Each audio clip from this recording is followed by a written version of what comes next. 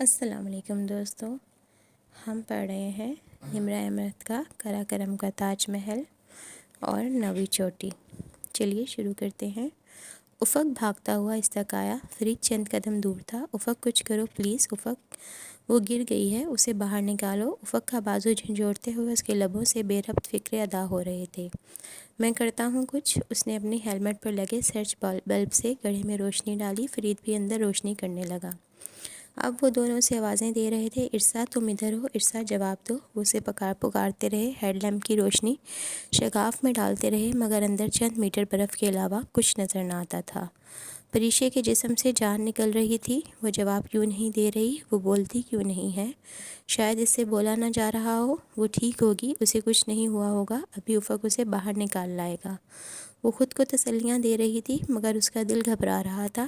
IRSA please جواب دو، تم ٹھیک ہو؟ وہ کتنی ہی دیر اسے آوازیں دیتا رہا، اس کا گلا بیٹھ گیا تھا اور آواز پھٹ رہی تھی، مگر پہاڑ کی تاریک عمیق درس کریفس بالکل خاموش تھی۔ ہلکی سی کرہا، کمزور سی کھانسی، زندگی کی کوئی رمق اس درس میں نہیں تھی۔ برف گرنے لگی، ہوا کا زور زیادہ ہو گیا۔ افق اور فرید جھک کر ارسا کو آوازیں دیتے رہے۔ دونوں کے ہیلمٹ اور چہروں پر برف کے ذرات لگے تھے، مگر درس کریفس سے کوئی جواب نہ آیا۔ پریشے کا دل ڈوب رہا تھا۔ افق کچھ کرو پلیز، اس کا جیسے سانس رک رہا تھا۔ ارسا کتنی دیر سے اس عمیق درس میں منو برف تلے دبی ہوگی، اس کا سانس بھی ایسے ہی بند رہا ہوگا۔ اس تصور سے ہی اس کی روح تک کانپ گئی۔ افق اور فرید تھک ہار کر خاموشی سے گڑھے کے کنارے بیٹھ گئے۔ ان کی خاموش صورتیں پریشے کو ہلا رہی تھیں۔ تم دونوں ایسے کیوں بیٹھے ہو؟ اسے نکالتے کیوں نہیں ہو؟ افق جواب دو، میں تم سے کچھ پوچھ رہی ہوں۔ اس نے اس کا کندھا زور سے ہلایا۔ افق نے سر اٹھایا۔ وہ گلیشیئر کا گلزا اتار چکا تھا۔ اس کے سر، ناک، آنکھوں اور چھوٹی چھوٹی بڑی شیف میں برف کے ذرات پھنسے تھے۔ اس نے دھیرے سے نفی میں گردن ہلائی۔ میرا نہیں خیال اب کوئی امید ہے، وہ اب تک مر چکی ہوگی۔ کرنٹ کھا کر پریشے نے اس کے کندھے سے ہاتھ اٹھایا۔ نہیں، تم غلط کہہ رہے ہو۔ وہ کیسے نہیں؟ وہ بے یقینی سے نفی میں سر ہلا رہی تھی۔ تم دیکھو تو صحیح افق، وہ اندر ہی ہوگی۔ اس کا سانس گھٹ رہا ہوگا، وہ مدد کے لیے پکار رہی ہوگی۔ ہواؤں کے شور سے اس کی آواز یہاں تک نہیں پہنچ رہی ہوگی۔ تم دیکھو تو صحیح، کسی موہوم امید کے تحت اس نے کہا۔ نہیں ہے پریشے، کسی تھکے ہارے شکست خوردہ سپاہی کی مانند اس نے مایوسی سے سر ہلایا۔ وہ ہوتی تو جواب دیتی۔ او خدایا، وہ تو دونوں ہاتھوں میں سر لیے خود بھی بے یقین سا تھا۔ پریشے نے استجاب اور خوف سے نفی میں گردن کو جنبش دی۔ نہیں افق، تم۔ اس کی آواز کپ کپا رہی تھی۔ افق کیا کہہ رہا تھا اسے سمجھ میں نہیں آ رہا تھا۔ اس کا ذہن معاف ہو چکا تھا۔ بھلا ارسا کیسے مر سکتی تھی؟ ابھی تو وہ ہمارے ساتھ چل رہی تھی۔ بالکل ابھی میں نے اسے برف پر کھڑے دیکھا تھا، وہ بالکل ٹھیک تھی۔ تم ایسے کیوں؟ وہ نہیں، اس کا سر گھوم رہا تھا۔ چاندنی میں نہائی حراموش اور دمانی کی چوٹیاں اسے گھومتی دکھائی دے رہی تھیں۔ وہ آوازیں آنا بند ہو گئیں، سب کچھ خواب سا لگ رہا تھا۔ پھر اس نے افق کو اٹھتے دیکھا۔ فرید اسے منع کر رہا تھا، مگر وہ پھر بھی اپنی ہارنیس کے گرد کچھ باندھ کر اس گہرے شگاف میں اتر رہا تھا۔ رسی کا ایک سرا فرید کے ہاتھ میں تھا، وہ آہستہ آہستہ رسی چھوڑ رہا تھا۔ شاید رسی کہیں سے اینکر بھی کر رکھی تھی۔ وہ اب نیچے اتر چکا تھا۔ 5 میٹر کھودا ہے، وہ نہیں ہے؟ گڑھے میں سے آواز آئی۔ وہ آواز اسے بہت اجنبی لگی تھی۔ اس کا ذہن مکمل طور پر مفلوج ہو چکا تھا۔ بھلا ارسا کیسے مر سکتی تھی؟ 1 منٹ پہلے تو اس نے ارسا کو اپنے عقب میں آتے دیکھا تھا۔ بس ایک لمحے میں اس کا پاؤں درس کریفس کے اوپر برف کی تہہ پہ پڑا۔ گلیشیئر پھٹا، وہ نیچے گری۔ ہزاروں من برف اس کے اوپر گرتی چلی گئی۔ اس کا سانس رک گیا اور وہ دم گھٹنے سے زندہ برف میں دفن ہونے سے مر گئی۔ بس ایک لمحے کا عمل تھا۔ اس کے دل کے اندر کہیں بہت زور سے درد ہوا۔ درد کی شدت بڑھی تو اس نے سر اٹھا کر اوپر دیکھا۔ آسمان مسلسل برف کے ننھے ننھے گالے برسا رہا تھا۔ چوٹی اس جگہ سے نظر نہیں آتی تھی، مگر یقیناً بادلوں کے ہالے میں چمک رہی ہوگی۔ رات کے اس پہر برو جاگ اٹھا تھا اور اسے علم ہو چکا تھا کہ کوئی دبے قدموں اس کی راجدھانی میں داخل ہو رہا ہے۔ افق واپس آ چکا تھا۔ اس کے قریب کھڑے ہوتے ہوئے وہ سردی میں ٹھٹر رہا تھا۔ تیز تیز سانسوں کے درمیان وہ کچھ کہہ بھی رہا تھا۔ تم افق؟ وہ جھٹکے سے کھڑی ہوئی اور اس کی جیکٹ کا کالر زور سے پکڑ کر کھینچا۔ میں نے کہا تھا تم سے کہ واپس چلتے ہیں، مگر تم نہیں مانے۔ تمہیں اوپر جانا تھا ہر قیمت پر، اور وہ مر گئی افق، ارسا مر گئی۔ کر لی تم نے سبمٹ؟ بنا لیا تم نے ورلڈ ریکارڈ؟ ہاں بولو۔ بلکہ ابھی تو اس نے اپنی ماں سے بات کی تھی، باپ سے اس نے کیمپ 3 جا کر بات کرنی تھی۔ اس کا باپ اس کی کال کا انتظار کر رہا ہوگا۔ اسے نکالو افق، اسے باہر نکالو، تمہیں اللہ کا واسطہ افق۔ اس کا باپ اس کی کال کا انتظار کر رہا ہوگا، اس کا گریبان پکڑ کر جھنجھوڑتے ہوئے، غم و غصے سے اس پر چلاتے ہوئے۔ اسے پتہ بھی نہ چلا کب وہ اس کے کندھے سے لگ کر پھوٹ پھوٹ کر رو دی۔ وہ خاموشی سے سر جھکائے کھڑا رہا، اتنا بھی نہیں کہا کہ ارسا خود اوپر جانا چاہتی تھی۔ وہ میری چھوٹی بہن تھی افق، اتنی ٹیلنٹڈ، اتنی ذہین، اور اس ظالم پہاڑ نے اسے مجھ سے چھین لیا۔ وہ اس کے کندھے پر سر رکھے بچوں کی طرح بلک بلک کر رو رہی تھی۔ افق نے اس کے شانوں کے گرد بازو رکھ کر ہولے سے اس کا سر تھپکا۔ Relax پریشے، relax. مگر وہ ریلیکس نہیں ہو سکتی تھی۔ اس نے زندگی میں پہلی دفعہ ایک دوست کو اپنے سامنے پہاڑ میں دفن ہوتے دیکھا تھا۔ وہ مسلسل روئی جا رہی تھی، برف ان دونوں پر گر رہی تھی۔ فرید کچھ ہی دور خاموشی سے گردن جھکائے بیٹھا تھا۔ افق، اسے باہر نکالو، مجھے اسے دیکھنا ہے، خدا کے لیے افق، ہم ارسا کے ساتھ آئے تھے، ہمیں اس کے ساتھ ہی واپس جانا ہے۔ ریلیکس پری، اب کچھ نہیں ہو سکتا۔ میں اس کی باڈی لینے گیا تھا، مگر وہ کہیں بہت نیچے ہے۔ وہ چپ کرانے کی کوشش کر رہا تھا، مگر وہ خود پرسکون نہیں تھا۔ اس کا اپنا لہجہ ٹوٹا ہوا تھا، مگر جانے وہ کیسے ضبط کر رہا تھا۔ کم آن بیس کیمپ۔ اپنے کندھے کے پیچھے ہاتھ بڑھا کر اس نے ریڈیو نکالا اور ٹرانسمٹ بٹن دبایا۔ دوسرا بازو ابھی تک پریشے کے شانوں کے گرد تھا۔ ریڈیو میں شور سنائی دیا، پھر اس کچھ اکتاہٹ میں الفاظ، میری بات سنو غور سے احمد، ارسا بخاری از ڈیڈ۔ میں دہراتا ہوں، ارسا بخاری از ڈیڈ۔ وہ ایک شگاف میں گر گئی ہے، اس کی موت کنفرم ہے، مگر باڈی ریکور کرنا بہت مشکل ہے۔ اب ہمیں جلد از جلد کیمپ 3 تک جانا ہے، یہاں برف پڑ رہی ہے، ہم رک نہیں سکتے۔ Do you copy? O God, yes I copy. افق نے ٹرانسیور بند کر کے بیگ میں رکھ دیا۔ پریشی ابھی تک اسی طرح رو رہی تھی۔ اس نے افق کا بازو سختی سے یوں پکڑ رکھا تھا جیسے کوئی چھوٹا بچہ بھرے میلے میں گم ہو جانے کے ڈر سے ماں کی انگلی پکڑتا ہے۔ وہ بہت خوفزدہ تھی۔ افق نے آہستگی سے اس کا سر تھپکا۔ اب رونا نہیں، اپنے آپ کو سنبھالو، ہمیں کیمپ 3 جانا ہے۔ نہیں افق۔ اس کی آنکھوں سے پھر سے آنسو گرنے لگے۔ میں ارسا کو چھوڑ کر، پریشے پاگل مت بنو، ہم یہاں نہیں ٹھہر سکتے۔ مگر اس کی ڈیڈ باڈی، یہ لفظ کہنا بھی دشوار تھا۔ وہ ریکور کرنا مشکل ہے، زیادہ رسی بھی نہیں ہے میرے پاس، ساری رسی تو ارسا کے پاس تھی۔ باڈی ہم واپسی پر ریکور کر لیں گے۔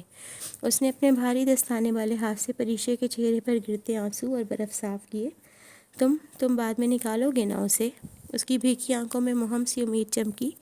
ہاں واپسی پر، ٹھیک، اب چلو۔ مجھ میں ہمت نہیں ہے، اس کی ٹانگیں بے جان ہو رہی تھیں۔ ہمت کرو پری، بہادر بنو، اپنے لیے ہی تو میرے لیے۔ افق نے اسے سہارا دیتے ہوئے دونوں کندھوں سے ابھی تک تھام رکھا تھا۔ پریشے نے مضبوطی سے اس کا بازو پکڑ رکھا تھا۔ اس نے اپنا وزن افق پر ڈال رکھا تھا، پھر بہت نڈھال سی وہ اس کے ہمراہ قدم بڑھانے لگی۔ آنسو اس کی آنکھوں سے نکل کر گردن پر لڑک رہے تھے۔ اس نے زندگی میں کبھی یہ تصور نہیں کیا تھا کہ ایک لمحہ ایسا بھی آئے گا کہ جب اسے اپنی بہت اچھی دوست کو برف میں چھوڑ کر جانا پڑے گا۔ اس شگاف کے دہانے سے پلٹنا اور آہستہ آہستہ برستی برف باری میں کیمپ 3 کی طرف قدم بڑھانا بہت کٹھن تھا۔ اس کے قدم لڑکھڑا رہے تھے۔ افق نے اسے سہارا دیا ہوا تھا، اگر وہ نہ ہوتا تو شاید وہ اسی شگاف کے آس پاس راستہ بھٹک کر برف پر ڈھہ چکی ہوتی، یا شاید کسی شگاف میں گر کر مر چکی ہوتی۔ اس رات کیمپ 3 میں وہ دونوں خاموشی سے بیٹھے رہے۔ جب رات تاریک ہوتی چلی گئی تو وہ باتیں کرنے لگے۔ طبیب اردگان کی باتیں، عراق جنگ کی باتیں، ترک ملٹری کی باتیں، نیٹو RSCO بلاکس کی باتیں۔ انہوں نے بلا تکان صرف ایک بات سے بچنے کے لیے دنیا کے ہر موضوع پہ بات کی کہ شاید دکھ کم ہو، شاید ڈپریشن اور نفسیاتی اثر قدرے زائل ہو، مگر سب کچھ ویسا ہی تھا۔ احمد کی بیوی سلمیٰ نے ارسا کے والدین کو انگلینڈ میں اطلاع کر دی تھی۔ پریشا رات بھر ان دونوں کے متعلق سوچتی آئی تھی، جانے کیا گزری ہوگی ان پر۔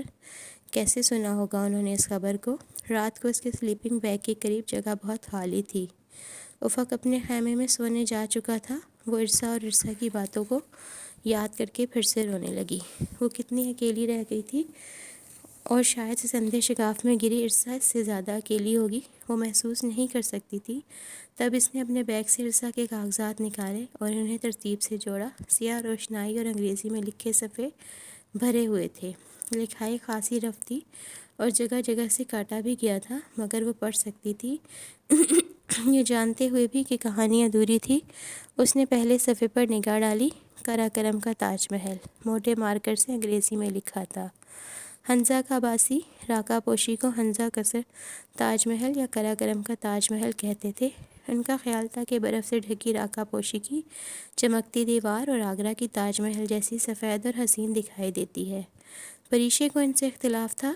اس کا خیال تھا راکا پوشی کی چمکتی دیوار آگرہ کے تاج محل سے زیادہ سفید اور حسین دکھتی تھی۔ اس نے پڑھنا شروع کیا۔ وہ اس ادھورے ناول کے رف لکھے مسودے کو بغیر کسی دقت کے پڑھ سکتی تھی۔ منگل 16 اگست 2005۔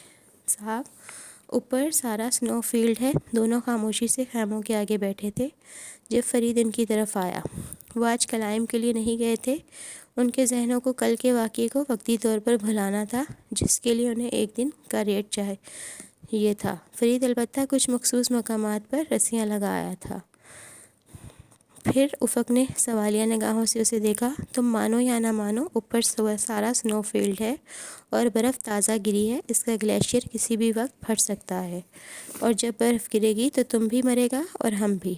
ہم تم کو ابھی سے بتا رہا ہے، ہم سویرے واپس چلا جائے گا۔ مگر فرید، تم نے کیمپ فور تک ہمارے ساتھ جانا تھا۔ صاحب، تم کل خود کیمپ فور تک چلے جانا، ہم نہیں جائے گا، بس ہم نے تم کو بتا دیا۔ وہ کسی ہڑیل گھوڑے کی طرح ضد پر اڑ چکا تھا۔ فرید، دیکھو، ہم بھی تو اوپر جا رہے ہیں۔ پریشے نے اسے سمجھانے کی کوشش کی۔ ہم کوئی ڈر رہے ہیں؟ باجی، تم پاگل ہو۔ ہم ابھی پاگل نہیں ہوا۔ تمہارے دونوں کے باپ کے پاس بہت پیسہ ہے۔ تم اور مر بھی جاؤ تو تمہارا بچہ بھوکا نہیں مرے گا، جبکہ ادھر ہمارا باپ کریم آباد میں ایک فٹ زمین بھی نہیں چھوڑ کر گیا ہمارے حال پر۔ ہمارے لیے حال پر رحم کرو باجی۔ تمہیں اوپر جا کر کوئی خزانہ نہیں ملے گا، میری مانو تو تم بھی واپس چلو۔ پریشی اور افق نے نگاہوں کا تبادلہ کیا، پھر افق نے شانے اچکا دیے۔ تمہاری مرضی۔ وہ سر جھٹک کر دوسری جانب دیکھنے لگا۔ ماتھے پر ناگواری کی لکیریں ابھر آئیں۔ میں نے نانگا پربت کا سولو کلائم کیا تھا، مر نہیں گیا تھا میں پورٹر کے بغیر۔ اب تو صرف لڑکیوں کے لیے۔ ٹھیک کہتی تھی وہ عورت، تم پورٹرز کے بارے میں۔ وہ بڑبڑایا۔ فرید نے سن لیا تھا۔ صاحب، وہ عورت جھوٹ کہتی تھی۔ پھر پریشے کی کنفیوز شکل دیکھ کر بولا، باجی، ادھر ایک عورت، کورین عورت، گلیشیئر بروم 2 سر کرنے آئی تھی۔ ہمارے ماموں کا لڑکا ادھر بلتستان میں رہتا ہے۔ وہ اس کے ساتھ پورٹر بن کر اس اکیلی کو گلیشیئر بروم 2 کی چوٹی تک لے کر گیا تھا۔ بعد میں جب وہ نیچے آئی تو اخبار والوں کو بولی کہ میں نے سولو کلائم کیا۔ میرا پورٹر تو مجھے کیمپ میں چھوڑ کر چلا گیا تھا۔ میرے ماموں کا لڑکا بیچارہ غریب آدمی ہے، چپ کر کے بیٹھ گیا۔ پر صاحب، وہ عورت جھوٹ بولتی تھی، اس کو سچا خیال مت کرنا۔ اس کا فیصلہ گلیشیئر بروم 2 نے کیا تھا۔ پہاڑوں کا اپنا عدالت ہوتا ہے۔ وہ عورت اگلے سال پھر گلیشیئر بروم 2 نے کیا تھا۔ پہاڑوں کا اپنا عدالت ہوتا ہے۔ وہ عورت اگلے سال پھر گلیشیئر بروم 2 سر کرنے آئی۔ پہاڑ نے واپس نہیں جانے دیا۔ اس کی تو لاش بھی نہیں ملی۔ ہاں ٹھیک ہے، تو تم جاؤ پھر۔ افق نے اپنے سابقہ لہجے میں بولا، صاحب، ہم نے کیمپ فور پہنچانے کے پیسے لیے تھے، رسیاں وسیاں سب لگا دیا ہے، آگے تم جانو، تمہارا کام۔ افق جواب میں کچھ بڑبڑا کر رہ گیا۔ وجہ یہ نہیں تھی فرید انہیں چھوڑ کر جا رہا تھا، وجہ یہ تھی کہ وہ صرف خفا سا تھا، یا شاید حد سے زیادہ دباؤ میں۔ 10ویں چوٹی، بدھ 17 اگست 2005۔ آج صبح سے موسم شدید خراب تھا، اور موسم سے زیادہ افق کا موڈ خراب تھا۔ وہ کتنی دیر سے پریشے کے سامنے میٹ پر چت لیٹا ایک بازو ماتھے پر رکھے خیمے کی چھت کو گھور رہا تھا۔ شیڈول کے مطابق آج انہیں کیمپ فور میں ہونا تھا، مگر قراقرم کا اپنا شیڈول تھا۔ خیمے کے باہر طوفانی جھکڑ چل رہے تھے جن سے خیمے کا گورٹیکس پھڑپڑا رہا تھا۔ اس کی کھلی جگہوں سے سرد ہوا اندر داخل ہو کر ان کو ٹھٹھرا رہی تھی۔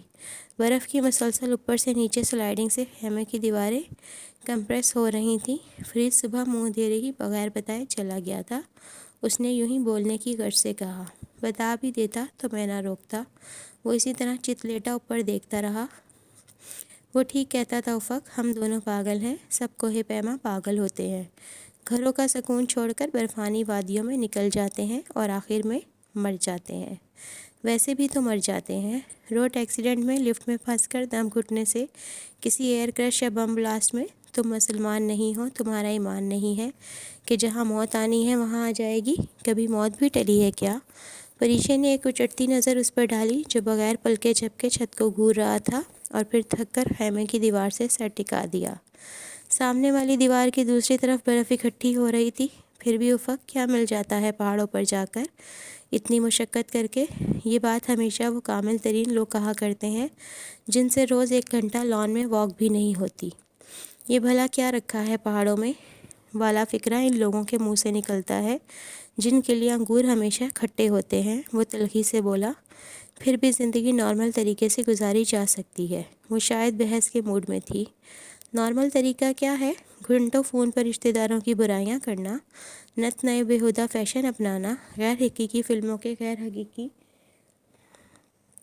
ہیروز کو دیوتا تسلیم کر کے ان کی پرستش کرنا، راتوں کو جاگ کر گھٹیا قسم کے عشقیہ ناول پڑھنا، باس سے کولیگز کی چغلیاں کرنا۔ اگر یہ نارمل لائف ہے تو پھر کوہ پیماؤں کی اب نارمل لائف اس سے بہت بہتر ہے مادام۔ جانتے ہو افق، مجھے نہیں پتا لوگ پہاڑ کیوں سر کرتے ہیں، مگر میں پہاڑوں میں خوش رہتی ہوں، مجھے ادھر سکون ملتا ہے۔ لیکن نشا، پاپا، سیف، سب کو بہت حیرت ہوتی ہے کہ لوگ پہاڑ کیوں سر کرتے ہیں۔ برف قطروں کی شکل میں بہہ رہی تھی اور قطرے راستے میں آنے والے ہر ذرے کے ساتھ مل کر بڑے ہوتے جا رہے تھے۔ یہ تو وہی بات ہے کہ لوگ کتابیں کیوں پڑھتے ہیں؟ علم حاصل کرنے کے لیے۔ تو جتنا علم اپنے اور نیچر کے بارے میں پہاڑوں میں جا کر ملتا ہے وہ دنیا کی کسی درسگاہ میں نہیں ملتا۔ آپ پہاڑ کو ایکسپیرئنس کرتے ہو اور یقین کرو نان کلائمبرز حیران ہوتے ہیں جب وہ سنتے ہیں کہ ہم کوہ پیما پربتوں کا احترام کرتے ہیں، ان کی جانب تمیز اور ادب سے دیکھتے ہیں، چوٹیوں پر قدم بھی احترام سے رکھتے ہیں۔ پہاڑ عظیم ہوتے ہیں اور ظالم بھی۔ پریشے نے سزائیہ انداز میں سر جھٹکا۔ وہ دیوار کے اس پار نظر آنے والے قطروں کو دیکھ رہی تھی جو دیوار کے نیچے خالی در سے ہر ممکن طریقے پر خیمے میں داخل ہونے کی کوشش کر رہے تھے۔ ان کا تمام سامان گیلا ہو چکا تھا۔ بے شک ظالم ہو، مگر میں ہمالیہ سے تعلق رکھتا ہوں، میں انقرہ اور اپنے گھر سے نہیں، ان پہاڑوں سے تعلق رکھتا ہوں۔ پری، تمہیں لگتا ہے ہم بچ کر چلے جائیں گے؟ کوہ پیمائی تو نام ہی بلندیوں سے زندہ بچ کر واپس آنے کا نہ ہے۔ یہ سمٹ تو محض ایک بونس ہوتی ہے۔ پھر بھی تم واپس نہیں پلٹنا چاہتے؟ تمہیں جانا ہے تم جاؤ، میں چوٹی فتح کیے بغیر نہیں جاؤں گا۔ برف کے قطرے اب چھوٹی چھوٹی گیندیں بن کر دیوار کے اس پار اکٹھے ہو رہے تھے۔ افق، پلیز واپس چلو، اس رچ کو ناقابل تسخیر ہی رہنے دو، میں ذرا برف صاف کراؤں۔ وہ چھوٹا سا بیلچہ اٹھا کر باہر نکل گیا۔ وہ چوٹی پر کھڑے ہو کر کنکوڈوریا اور بلتوروں کے پربت دیکھے بغیر واپس نہیں پلٹے گا۔ وہ جانتی تھی وہ اس کے ساتھ وہاں تک جانا چاہتی تھی، نہ اسے چھوڑ کر نیچے اترنا چاہتی تھی۔ دنیا میں کوئی بھی انسان مکمل طور پر بہترین نہیں ہوتا۔ افق ارسلان میں بھی ایک خامی تھی، ہٹ دھرمی، ضد اور حد سے بڑی خود اعتمادی۔ کوہ پیماؤں کی اکثریت انہی خصوصیات کی حامل ہوتی ہے۔ وہ عموماً موسم کی خرابی کے باوجود اپنے ہدف کے انتہائی قریب پہنچ کر واپس نہیں پلٹنا چاہتے۔ وہ اتنا کچھ صرف کر کے ان بلندیوں تک پہنچے ہوتے ہیں کہ واپس پلٹ جانا ان کے لیے مشکل ہوتا ہے۔ ابھی صبح ہی تو افق نے کیمپ 3 سے واپس جانے کے متعلق کہا تھا کہ یہ تو ایسے ہے کہ تم 100 میٹر دور کے ایک ایتھلیٹ کو 90 میٹر رک کر مڑ جانے کو کہو۔ افق کی سب سے بڑی خامی یہی تھی کہ اس نے 100 میٹر دوڑ اور کوہ پیمائی میں فرق کو بھلا دیا تھا۔ جمعرات 18 اگست 2005۔ کیمپ 4 7500 میٹر پر تھا۔ کیمپ 3 سے تقریباً 700 میٹر اوپر۔ آج برفانی چکر نہیں چل رہے تھے، موسم ٹھیک تھا مگر برف باری ہنوز جاری تھی۔ وہ اتنی ہلکی اور کم تھی کہ حد بصارت خاصی بہتر تھی۔ ان کے پاس اتنا گیئر اور فیول نہیں تھا کہ وہ بیٹھ کر ایک دن بھی انتظار کرتے۔ گزشتہ روز کے سخت طوفان کے باعث رسیاں اور کورڈز بری طرح الجھ چکی تھیں۔ ان کو سلجھانے میں خاصا وقت لگا۔ رسیاں ویسے بھی کیمپ 3 سے کئی سو میٹر اوپر، کیمپ 4 سے چند میٹر نیچے سے لگائی گئی تھیں۔ رسیوں کے آغاز تک کا سفر انہوں نے خاموشی سے کیا، پھر ان کو سلجھا کر جب پریشے نے جومر کرنے کے بعد رسی کھینچی تو وہ جام رہی۔ اس نے گلیشیئر گوگلز اتار کر ہیلمٹ پر چڑھائے اور نیچے اتری۔ اس نے گرہ ڈھونڈی جو رسی میں بن کر اسے جام کیے کریک میں پھنسی تھی۔ اس نے گرہ کھولی اور دوبارہ اوپر چڑھنے لگی۔ اس کی ایک غلطی کی وجہ سے پورے 20 منٹ ضائع ہوئے، مگر افق نے کچھ نہ کہا۔ وہ خاموشی سے تمام کارروائی دیکھتا رہا۔ وہ دونوں اس وقت ڈیتھ زون میں تھے۔ سطح سمندر سے 6000 میٹر سے زائد بلندی کا علاقہ ڈیتھ زون یا ورٹیکل لمٹ کہلاتا ہے۔ اس بلندی پر ہوا بے حد لطیف اور آکسیجن ان کے جسموں کے لیے ناکافی تھی۔ سانس لینے کے لیے پریشے کے پھیپھڑوں کو پورا زور لگانا پڑتا تھا اور وہ اس وقت پورا منہ کھول کر سانس لے رہی تھی۔ وہ کیمپ 4 سے قدرے نیچے تھے۔ ان سے تقریباً 300 میٹر اوپر پہاڑ کی ڈھلان کے جمے ہوئے ندی نالوں سے مزین تھی۔ یہ وہ جگہ تھی جہاں سے چوٹی بالکل سامنے دکھائی دیتی کہ یوں لگتا کہ وہ ہاتھ بڑھا کر اسے چھو لے گی، مگر اس کے لیے بہت لمبا ہاتھ چاہیے تھا۔ وہ رک رک کر آئس ریک برف میں مار کر آہستہ آہستہ چڑھ رہی تھی۔ اس کی طاقت اتنی کم رہ گئی تھی کہ یوں لگتا تھا کہ ابھی اسی وقت لڑک کر نیچے جائے گی۔ دفتن وہ ذرا سستانے کا ایک برف تلے چھپے شگافوں کے دہانوں پر موجود ایک برفانی تودے کے پیچھے کھڑی ہوئی اور اپنا تنفس درست کرنے لگی۔ برفانی تودے جب گرتے ہیں تو خوب تباہی مچاتے ہیں، مگر اس وقت خود کو پناہ دیتا وہ برفانی تودہ جس کے عقب میں وہ محفوظ سی جھکی کھڑی تھی، اسے بہت اچھا لگ رہا تھا۔ افق اس سے 100 میٹر دائیں جانب تھا۔ دفتن اسے برف کے ٹوٹنے اور چٹکنے کی آواز سنائی دی۔ اس نے گھبرا کر سر اٹھایا۔ اس کے سر سے کئی میٹر اوپر قدرے دائیں طرف برف میں ایک لمبا سا شگاف پیدا ہو رہا تھا، جیسے ہینگر سے لٹکے سفید کپڑے کو اوپر سے کینچی سے کاٹ دیا جائے۔ برف کی پلیٹوں میں نمکدار ہوتا وہ شگاف بے حد خوبصورت مگر بے حد مہلک ثابت ہوا، کیونکہ اگلے ہی پل اس شگاف سے نیچے برف کے بڑے بڑے ٹکڑے نیچے گرتے اور سفید بے حد گہری دھول پیدا کرتے نشیب میں گرتے آ رہے تھے۔ پریشے کا سانس رک گیا۔ برف شار نیچے کی طرف آ رہی تھی، مگر وہ ایک برفانی تودے کے پیچھے محفوظ تھی۔ لیکن افق وہ بے اختیار چلائی، برف شار آ رہا ہے، خود کو بچاؤ۔ افق نے بکھلا کر اوپر دیکھا جہاں تیزی سے گرتی برف اس کی جانب بڑھ رہی تھی۔ اس سے پہلے کہ وہ خود کو محفوظ کر پاتا، برف کی سفید دھول ہر طرف پھیل گئی اور اس دبیز دھول کے پیچھے وہ غائب ہو گیا۔ تو دوستو، یہ تھی آج کی ایپیسوڈ۔ کل پھر ملیں گے۔ اگر آپ کو میری آڈیو اچھی لگی ہو تو اسے لائک کریں، شیئر کریں اور کائنڈلی میرے چینل کو سبسکرائب کریں تاکہ میں آپ کو اچھے ناول پڑھ کے سنا سکوں۔ اللہ حافظ۔ دعاؤں میں یاد رکھیے گا۔ اور ہاں، ایک اور بات جانے سے پہلے، سیلاب زدگان کی جتنی ہو سکے مدد کیجیے۔ ان کو ہماری ضرورت ہے، ہماری مدد کی بھی اور دعاؤں کی بھی۔ اللہ حافظ۔